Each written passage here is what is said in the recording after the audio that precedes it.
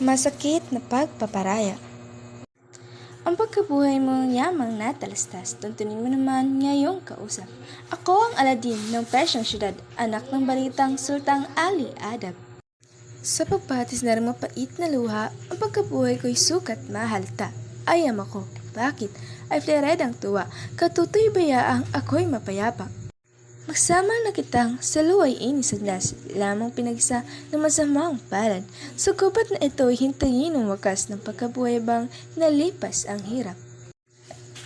Hindi na inulit Florante naman, luha ni Alali pinaibayuhan. Tumahan sa gubat na may 5 buwan, ng isang umagay nagayak maglibang. Kanilang nilibot ang loob ng gubat, kahit bagya na makakitang landas.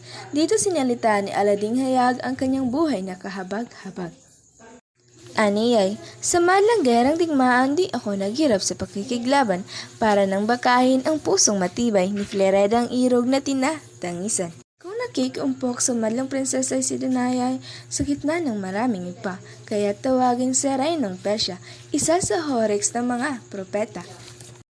Ano pat pinalad na aking dinaig sa katigaan ang pusong matipid at pagkakaisa ng dalawang dibdib, pagsinta ni amay na buyong gumiit. Dito na sinimulan ang pagpapahirap sa aking dinanas, buhay ko'y nautas. At nang magpiktorya sa abanyang syudad, pagdating sa Persya ay binilanggo agad.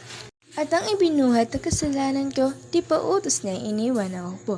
At nang mabalitang Reyno'y nahawi mo, nooy hinatulang pugutan ng ulo. Nang gabing malungkot na kinabukasan, wakas na tadhana, ako'y pupugutan. Sa kasal ay pumasok ang isang general, dala ang patawad na lalong pumatay. Tadhanang magbit ay malis pagdaka, huwag mapkasan sa Reynong ng Persya. Sa munting pagsuway buhay ko ang dusa, sinunod utos ng hari ko't ama. Ngunit sa puso ko'y masakit pangluba, na tuloy nakitil ang hinangang Huwag ang may buhay na nagugunita, ang may akda sa langit ko't tuwa. 6 na ngayong taong walang likat, nang nilibot-libot na kasamang hirap. Napatigil dito sila'y manamatyag, nagsasalitaan sa loob ng gubat.